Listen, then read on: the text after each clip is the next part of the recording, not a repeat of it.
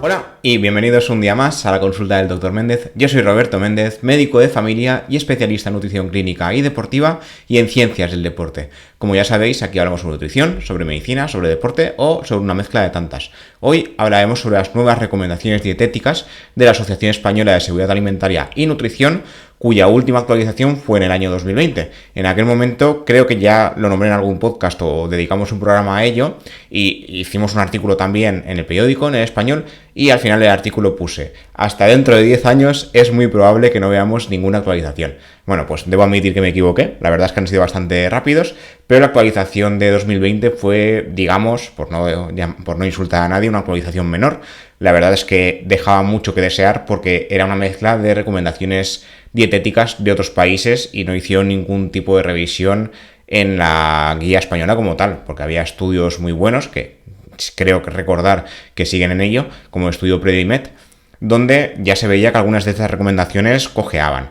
Algunas de ellas, por poner algunos ejemplos, era el límite de consumo de grasas hasta un 30%, cuando en el estudio Predimed ya hablaba de un consumo de hasta un 40%. Sí que había algunas cosas que se mantienen hoy en día y que de momento ninguna guía lo ha cambiado, como el consumo de sal por debajo de los 5 gramos de sal de mesa o 2 gramos de sodio diarios. Y algunas cosas como las porciones de verduras. Esto me pareció una locura, porque la AESAN, la Asociación Española de Seguridad Alimentaria y Nutrición, recomendaba entre 5 y 9 raciones de frutas y verduras al día y que al menos 5 fueran de frutas. Ahí ya me hice un lío y digo, me parece que esto no funciona así, cuando la mayoría de la evidencia actual aboga por el consumo de 5 porciones de verduras y frutas a la vez, o sea, en total. Y algunos estudios, esto de momento no están en las guías, pero algunos estudios abogan porque 3 raciones sean de verduras y 2 de frutas, cuando la ESAN hablaba de 5 raciones de frutas en todo el día, que era un poco locura. En este caso, la ESAN sí que hablaba de que un zumo de fruta podía sustituir a una pieza de fruta cuando esto no es así. Todo esto se ha cambiado, ¿vale? Esto lo hablaremos con una guía nueva. Luego había otras cosas como el consumo de cereales. Se aconsejaba entre 4 y 6 raciones diarias, hasta 600 gramos de cereales al día, que también es bastante, y no hablaban en ningún momento de granos enteros. Sí que lo recomendaban, pero preferiblemente, palabras así, pero no decían mucha cosa más. En frutos secos y lácteos más de lo mismo. Frutos secos se aconseja varias veces a la semana, sin saber muy claro cuánto era eso. Entre 2 y 4 porciones de lácteos al día, que en países como España es relativamente fácil, pero en otros no. De hecho, en las guías clínicas de otros países lo de los lácteos lo pasan muy por encima, porque no tienen disponibilidad y porque tampoco se ha demostrado que sea lo mejor. Luego, en cuanto al pescado y los huevos, se recomendaba el consumo de al menos 2 raciones de pescado semanal y que al menos una de ellas fuera pescado azul. Cuando un poco antes de esta guía de 2020 la ESAN recomendaba entre 3 y 4 raciones de pescado, o sea, ahí se hicieron un lío. Y el consumo de huevos decían que entre 2 y 4 huevos a la semana, cuando los estudios no han dicho en ningún momento eso. De hecho, los últimos estudios y varias guías dietéticas ya abogan por el consumo de un huevo al día, pero la ESAN en ese momento no estaba muy por la labor. Hay que decir que la actualización nueva, la actualización de 2022, sí que está muy bien. De hecho, han corregido muchos errores. Sigue habiendo cosas que pulir. Yo no sé si lo llamaría errores o puntos polémicos, como lo hemos titulado en el artículo del periódico del Español, pero sí que hay cosas que aún habría que cambiar. Sí que es verdad que en este caso la ESAN hace mucho hincapié en sus fuentes, en lo que se han basado, para que no digamos que han hecho ninguna locura, pero hay cosas que no acaban de encajar por muy fuentes que utilicen, porque sí que utilizan revisiones, utilizan bastantes fuentes de estudios, pero hay cosas que cojean. Por ejemplo, el tema de las raciones de verduras y frutas. Esto ya en esta se ha corregido, lo que pasa es que aquí siguen diciendo hasta 6 raciones, 3 de verduras y 3 de frutas. Sí que hablan en el documento de hasta de una media de 5 raciones diarias, pero que podrían ser 3 de verduras y 2-3 de fruta. Entonces ahí hay algo que no acaba de cuadrar. Esto habría que tenerlo en cuenta y corregirlo un poco porque puede ser un poco lioso. En cuanto a frutos secos, sí que han mejorado, ya no dicen nada de algunas veces a la semana, ya ponen un nombre. Se aconseja el consumo de hasta una ración de 20-30 gramos por día, que esto ya es en consonancia con el resto de guías dietéticas y la evidencia científica actual. Sin embargo, en este caso, la ESAN, esto lo escribí también en el artículo que os enlazaré en las notas del programa, hace un comentario que es un poco confuso. Y es que se aconseja tener en cuenta la densidad nutricional de los frutos secos, cuando ya hay muchos estudios, que de hecho creo tenemos un programa dedicado íntegramente a los frutos secos, que dicen que los frutos secos, uno de sus beneficios es que aportan mucha saciedad. Entonces, 20-30 gramos de frutos secos durante el día se notan. O sea, tú cuando comes 10 gramos a lo mejor no se nota tanto, pero 20 gramos, un puñadito, por llamarlo así, se nota bastante y no te dan ganas de seguir comiendo. A menos que sean frutos secos fritos, muy salados. Esto no se recomienda, la ESAN sí que lo tiene en cuenta, recomienda que sean en crudo, pero comenta esto de la densidad nutricional. Los estudios ya indican que hasta un 30% de los frutos secos, dada su gran cantidad de fibra, no se absorbe. O sea, esto depende del fruto seco, depende de la persona y demás, pero los estudios indican que no se absorben todas las calorías de los frutos secos. Sí que hay que tener en cuenta esta densidad nutricional, pero tampoco para hacer un comentario implícito como ha hecho la ESAN, esto siempre en mi opinión.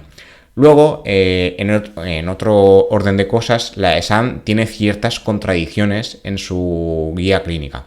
Respecto al consumo de proteína, aquí sí que han hecho algo bastante bien, diría que muy bien, que es lo que hablamos siempre en todos los programas. Aconsejar priorizar el consumo de proteínas de origen vegetal. Yo siempre digo que lo ideal es mezclar, o sea, hacer proteína vegetal, proteína animal durante el día, durante la semana, e ir mezclando un poco, a menos que uno evidentemente sea vegetariano o vegano, y ahí la proteína animal evidentemente la vamos a descartar. En este caso, la ESAN lo que recomienda es el consumo de legumbres como una ración proteica diaria junto a otras proteínas de origen animal de forma alterna. Yo esto sí que lo veo bien, pero habría que especificar un poco cómo consumir esas legumbres, porque si nos hacemos un plato de lentejas, garbanzos y demás en su preparación habitual, porque lo típico, la verdad es que es consumirlo de bote y sin más, o usar botes ya mínimamente procesados para hacer cualquier receta, claro, eso es muy saciante, o sea, es mucho volumen de comida. En este caso, lo recomendable, que creo que yo por lo menos no lo he leído en la guía tiene 60 páginas, es una guía bastante larga, lo ideal sería que los preparados de legumbres fueran diversos, ¿vale? Por ejemplo, la soja texturizada, el tempe, el seitán, o sea, el seitán en este caso, como sabéis, se basa en el trigo, pero otros preparados de proteína vegetal basados en legumbres también son de este estilo, es decir, son preparados mínimamente procesados, evidentemente hay que procesarlos, pero que son más fáciles de digerir, por decirlo de alguna forma. No es lo mismo que comerte un plato de potaje, la verdad. Entonces, en este caso habría que ver cómo está el tema de las legumbres o si podemos consumir otro tipo de proteína vegetal que no sea basado en legumbres. Pero la ESAN recomienda una ración diaria. Sí que hablan del tema de la combinación con proteína animal, pero no hablan de combinar las proteínas vegetales entre sí. De ahí que os comenta el tema del seitán o otros preparados de origen proteico vegetal que deberíamos tener en cuenta. Por ejemplo, lo ideal, sobre todo en el caso de personas vegetarianas y veganas, es combinar legumbres con granos enteros para poder conseguir todos los aminoácidos esenciales, como comentamos en la guía básica sobre proteínas. Aunque si combinamos proteína vegetal con proteína animal, esto no debería ser un problema, pero siempre está bien saberlo. Luego está el tema del consumo de pescado a la semana y el consumo de huevo. El huevo, como ya hemos hablado de diferentes estudios, que de hecho me suena que hay un podcast dedicado solo a esto, no estoy seguro, lo buscaré, pero seguro que lo he comentado. Los diferentes estudios hablan de que se puede consumir hasta un huevo al día. Y si hacemos algún día dos, tampoco pasa nada. No habría tampoco que abusar, pero el tema de que el huevo aumenta el colesterol está empezando a desfasarse porque se ve que no es tan así como se creía anteriormente. Sí que es verdad que también, como la ESAN indica en su guía, hay que tener en cuenta la preparación del huevo. En Estados Unidos se suele consumir huevo en recetas muy grasas, o sea, con mucho aceite, mucho frito y demás. Y en España y en el resto de Europa normalmente no. Tendemos a consumir el huevo, por ejemplo, huevo frito, no, aunque se haga con bastante aceite, no usamos todo el aceite, obviamente, y el huevo duro, por ejemplo, tampoco utiliza aceite. Entonces, son diferentes tipos de preparaciones. Entonces, la ESAN recomendaba entre 2 y 4 y ahora ponen como que dejan un poquito la libertad para llegar hasta 4 a la semana. Y dices, a ver, a lo mejor no tendría que ser tan así. De hecho, el huevo contiene proteínas de gran valor biológico, como decimos siempre, y el impacto medioambiental es muy bajo en comparación a otras proteínas de origen animal, que es una de las cosas que la ESAN ha tenido en cuenta a la hora de hacer su guía. Respecto a la leche, aunque destaca su aporte nutricional, facilidad de consumo, sí que dicen que tiene un elevado impacto ambiental, que esto es verdad. Lo hablamos ya en el programa de las bebidas vegetales. La leche en comparación a las bebidas vegetales tiene un gran impacto medioambiental y aconsejan reducir su consumo. En la guía de 2020 aconsejaban hasta 4 raciones de lácteos diarias, incluyendo leche, yogur, quesos, demás. Pero en este caso sí que aconsejan entre 1 y 3 y sí que aconsejan, si puede ser, sustituir la leche por otra proteína de origen animal. En este caso, yo sí que hice un apunte aquí, que era que no hacía falta que la leche fuera de origen desnatado, aunque la ESAN no estoy seguro, pero creo que sí que comenta alguna cosa por encima, pero no lo hace de forma específica. Recordemos que la leche entera no se relaciona con un mayor riesgo cardiovascular según la última evidencia. Esto es algo que aún se tiene que actualizar en las guías clínicas, pero los nuevos estudios indican que la leche entera sería mejor que la desnatada en algunos aspectos, sobre todo en el sentido del riesgo cardiovascular. Finalmente, la carne. En este punto yo sí que me hice un lío, porque la ESAN recomienda limitar el consumo de carne, ojo a esto, a 3 raciones semanales de carne en total. Esto es un poco lío, digo, porque en el capítulo que dedicamos íntegramente a la carne, si no recordáis mal, hablábamos de que todas las guías clínicas, bueno, al menos la mayoría, recomiendan, en especial de consumo de carne roja, no sobrepasar las 2-4 raciones, depende de la guía que leamos, semanales, solo de carne roja, ¿vale? Entonces la ESAN está diciendo consumo de carne en total, carne roja, carne blanca y carne procesada, máximo 3 raciones semanales. Y lo que recomiendan es no consumir carne procesada, bien, en ese punto, y de las 3 que 2 sean de carne blanca y 1 de carne roja. A ver, yo creo que ahí se han pasado un poco, porque hablamos de que las raciones, normalmente una ración de carne son entre 100 y 125 gramos, igual que una ración de pescado, pero ahí habría que perfilar un poquito esta recomendación. Sí que es verdad que esto lo encontré en la guía, a ver si os lo encuentro ahora mientras grabo esto, que la ESAN se basaba en 2 guías clínicas donde indicaban que el consumo de carne debía reducirse, ¿vale? Pero las guías lo que recomendaban es no sobrepasar los 700, sí, lo he encontrado ya, los 700 gramos semanales en total, ¿vale? 700 gramos semanales son 7 raciones de carne, son el doble, más del doble de lo que recomienda la ESAN. Entonces ahí habría que mirar a ver un poco en qué se han basado, porque utilizan un par de revisiones, pero yo creo que se les ha ido un poco la mano en esta recomendación. Sí que es verdad, insisto, que deberíamos combinar el consumo de proteína animal y proteína vegetal. Pero claro, si tenemos que combinar que si solo 3 raciones de carne, que si solo 3 o 4 raciones de pescado, solo 4 huevos a la semana y una ración de legumbres diaria, que para algunas personas que nunca comen legumbres, esto evidentemente será complicado. Yo creo que aquí en el tema de la carne se han columpiado, con perdón, porque la mayoría, sobre todo en España, se consume bastante carne. Sí que debíamos consumir menos y sí que debería ser más carne blanca que carne roja. Nos estamos pasando con la carne roja, pero habría que ir un poco a poco. Entonces, claro, recomendar solo 3 raciones de carne, si uno es carnívoro, es muy poco. Claro, teniendo en cuenta sobre todo el tamaño de la ración, ¿no? Pero como punto a mejorar para la siguiente y ser a ver, yo diría que no está mal, sino que habría que ser un poquito más realista teniendo en cuenta las costumbres de la población española en general. Insisto, habría que reducir el consumo de carne, sobre todo de carne roja, nos estamos pasando de las recomendaciones segurísimo, pero en la carne blanca las guías no han limitado nunca su consumo hasta el día de hoy, porque la guía de la ESAN evidentemente es una guía oficial y sí que lo recomienda. Y ya para terminar, me gustaría hablar de los objetivos de la guía en general, que también tiene en cuenta el ejercicio físico, que en esto no me repetiré porque tenéis un programa íntegro dedicado a las nuevas guías de ejercicio físico de 2018, que la ESAN hace suyas porque también las recomienda, porque se han repetido en un montón de guías. O sea, estas guías de 2018 las ha cogido la AJA, la Asociación Americana del Corazón, y más o menos las ha no copiado, pero más o menos son las mismas. Y aquí también las comenta la ESAN. También os enlazaré el PDF por si a alguien le interesa y quiere leérselo, es bastante largo, pero quería hacer un poco de resumen.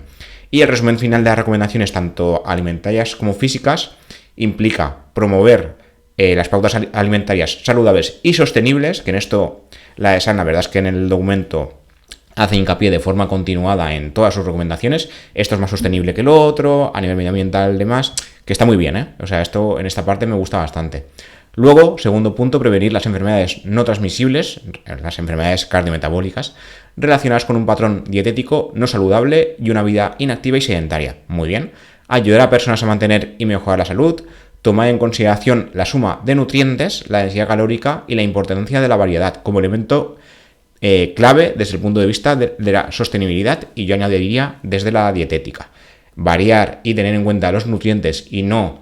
tener en cuenta sobre todo diría los alimentos, pero los nutrientes dentro de su conjunto. Establecer cantidades recomendadas de actividad física en cada grupo de edad a lo largo de la vida, lo que comentamos en el programa anterior.